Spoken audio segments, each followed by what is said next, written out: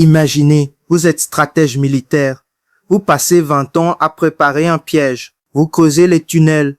Vous dispersez vos armes dans les montagnes.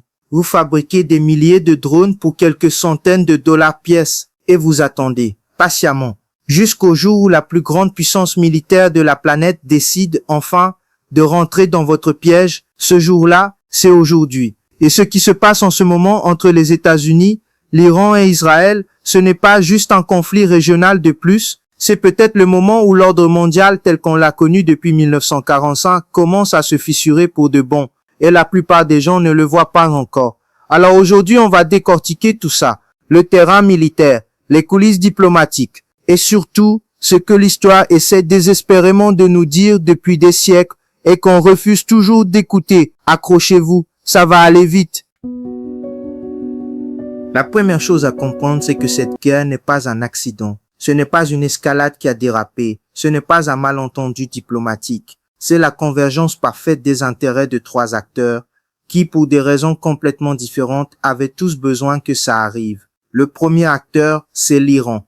Depuis des décennies, le régime iranien est étranglé par des sanctions économiques. L'économie tourne au ralenti. La jeunesse est en colère. Les manifestations internes se multiplient. Et quand un régime autoritaire sent le sol se dérober sous ses pieds, il fait toujours la même chose. Il désigne un ennemi extérieur. Une attaque américaine sur le sol iranien, c'est paradoxalement le meilleur cadeau qu'on puisse faire aux mollahs. Parce que du jour au lendemain, le peuple ne manifeste plus contre le régime. Il se soude autour du drapeau. C'est le réflexe nationaliste. Et ça marche à chaque fois, dans chaque pays, dans chaque siècle. Le deuxième acteur, c'est Israël.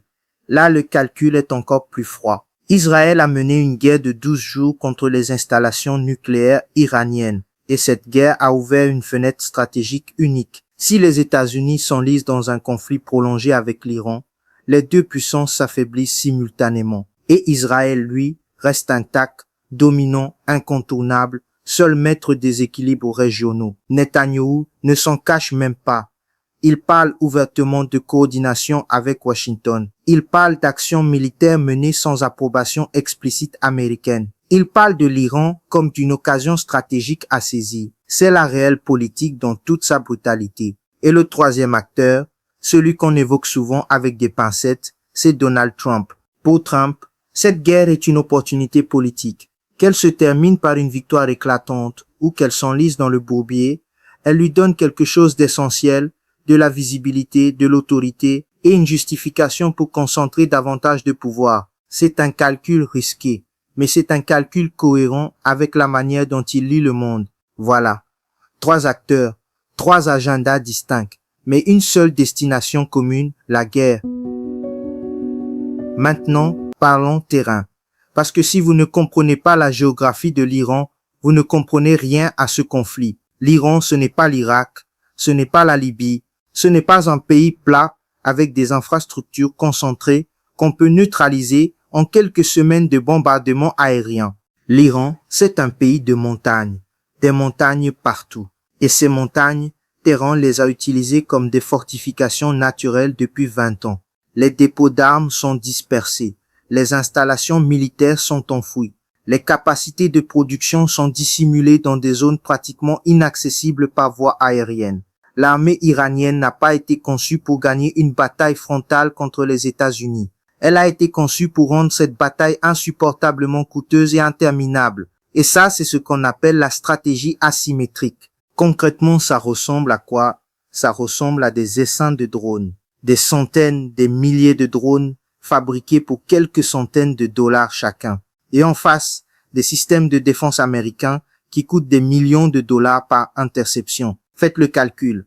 L'Iran peut envoyer 1000 drones et il suffit que 10 personnes les défensent pour infliger des dégâts significatifs. Pendant ce temps, les États-Unis ont brûlé des centaines de millions de dollars juste pour les intercepter. C'est une guerre d'usure financière. Et dans ce jeu-là, l'Iran a un avantage structurel. Netanyahou, de son côté, affirme voir des fissures au sein du régime, des tensions dans le haut commandement, une peur palpable chez les gardiens de la révolution. Il pense qu'Israël peut frapper la capacité industrielle iranienne à produire des armes et compliquer durablement les opérations militaires de Téhéran. C'est possible, mais il le dit lui-même, rien n'est garanti. Et puis il a le joker, le levier ultime, celui que l'Iran n'a pas encore utilisé pleinement, le détroit d'Ormuz. Ce passage maritime, c'est le goulet d'étranglement par lequel transite une partie massive des ressources énergétiques mondiales.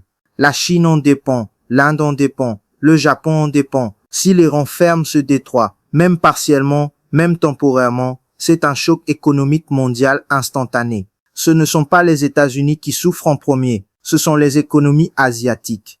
Et quand Pékin commence à s'énerver sérieusement, la dynamique géopolitique change du tout au tout. Revenons maintenant à quelque chose qu'on n'analyse pas assez, quelque chose de discret mais d'absolument fondamental. Les alliés des États-Unis ne suivent pas. L'Australie, non. L'Allemagne, non. Le Japon, non. Le Royaume-Uni, non. Ces pays qui ont accompagné Washington dans presque tous ses engagements militaires depuis 30 ans ont dit non, discrètement, poliment, mais clairement.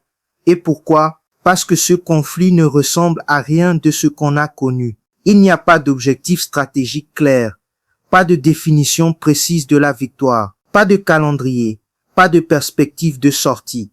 Même le secrétaire à la défense américain a reconnu qu'il n'avait pas de calendrier pour la fin des opérations. Autrement dit, personne ne sait jusqu'où ça va. Et dans ce contexte d'incertitude totale, les Alliés ont fait leurs propres calculs. Et leur calcul, c'est on reste dehors.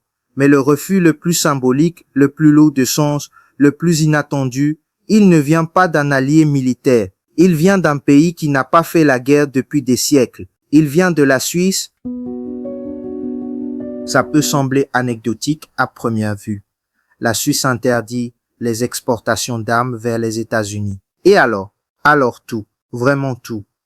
Pour comprendre le poids de ce geste, il faut comprendre ce qu'est la neutralité suisse. Ce n'est pas une posture diplomatique, ce n'est pas une option politique choisie selon les circonstances. C'est un pilier constitutionnel. C'est l'ADN du pays. La Suisse a traversé les 2 guerres mondiales sans prendre parti. 2 des conflits les plus dévastateurs de l'histoire humaine. Et elle est restée neutre. Depuis 1996, la loi fédérale suisse sur le matériel de guerre est explicite.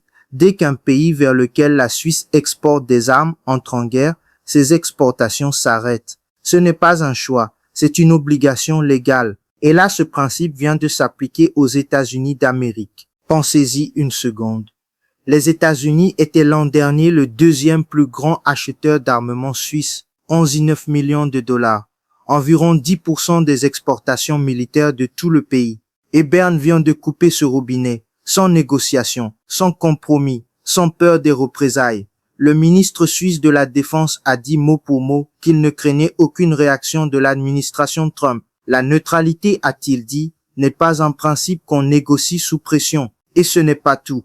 La Suisse a fermé son espace aérien aux vols militaires américains liés au conflit. 2 demandes de survol ont été refusées. Chaque vol est désormais examiné pour déterminer s'il est lié aux opérations en cours. Voilà ce que ça signifie concrètement. La Suisse place les États-Unis dans la même catégorie juridique que l'Iran et Israël, comme une partie directement belligérante dans un conflit armé international. Pour une nation qui se présente encore comme le garant de l'ordre mondial, c'est une gifle diplomatique d'une violence rare. Mais la vraie question c'est, qu'est-ce que ça déclenche? Parce que la Suisse ne fait pas ça dans le vide. Elle fait ça dans un contexte européen où beaucoup de gouvernements sont mal à l'aise avec ce conflit, mais où personne n'osait franchir le pas, trop risqué politiquement, trop de dépendance vis-à-vis de Washington. Et là, la Suisse vient de fournir une couverture politique à tous ces gouvernements qui hésitaient. Raisonnement simple, si même la Suisse, un pays dont la neutralité est la raison d'être, est prête à dire publiquement que les États-Unis ont franchi une ligne, alors d'autres pays européens peuvent le dire aussi. Et ils peuvent en tirer des conséquences concrètes. On pourrait voir se former progressivement un bloc de nations européennes qui refusent d'évaluer les conflits militaires selon la logique de la solidarité atlantique et qui commencent à les évaluer selon le droit international. Ce ne serait pas un bloc anti-américain, ce serait quelque chose de plus subtil et de bien plus durable, un bloc post-américain. Des nations qui disent « on vous respecte, mais on ne vous suit plus automatiquement ». Et ça, si ça se concrétise, c'est la fin d'une époque, la fin du modèle hégémonique construit après Nîmes. Les futures interventions militaires américaines devront soit être légitimées par une coalition internationale solide, ancrée dans le droit international, soit être menées seules, avec tout le coût que ça implique.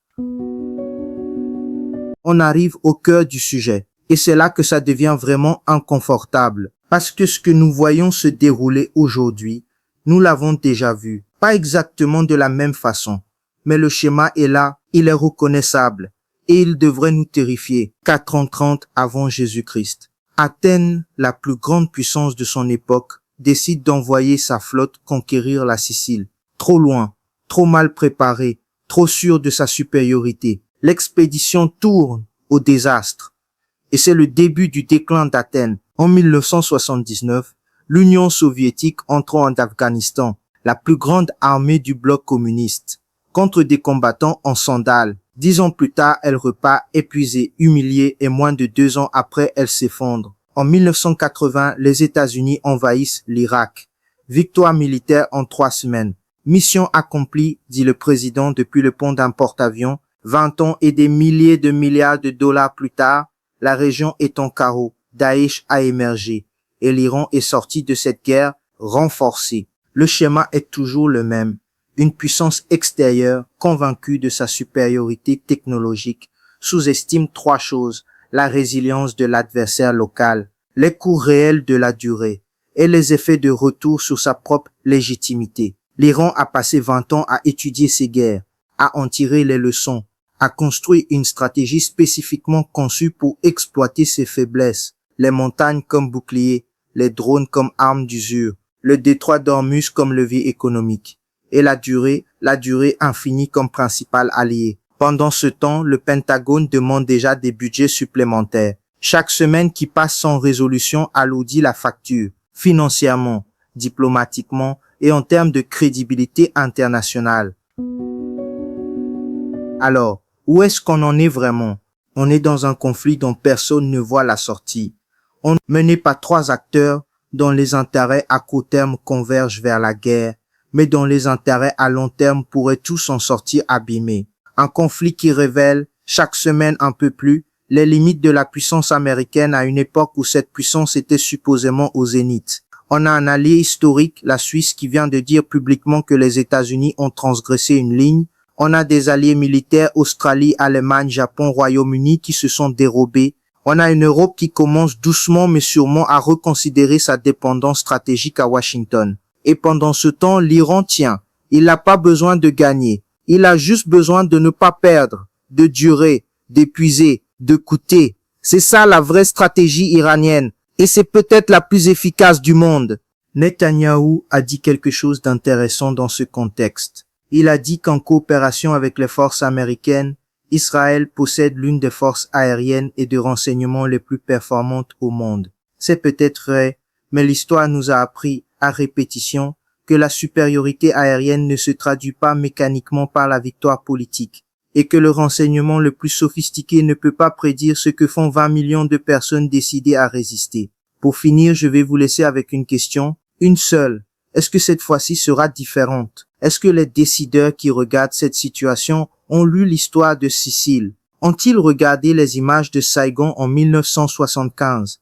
Ont-ils compris ce qui s'est passé à Kaboul en 2021? Ou est-ce que, comme à chaque fois, la conviction d'être du bon côté de l'histoire, d'avoir la meilleure armée, la meilleure technologie, les meilleures intentions, est-ce que cette conviction va encore une fois l'emporter sur la leçon?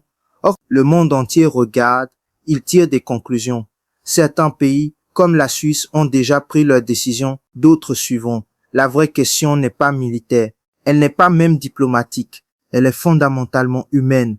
Est-ce qu'on est capable, collectivement, d'apprendre de nos erreurs avant qu'elles deviennent irréparables? L'histoire, elle, n'a pas encore rendu son verdict, mais elle commence à prendre des notes. N'oubliez pas de vous abonner. À la prochaine.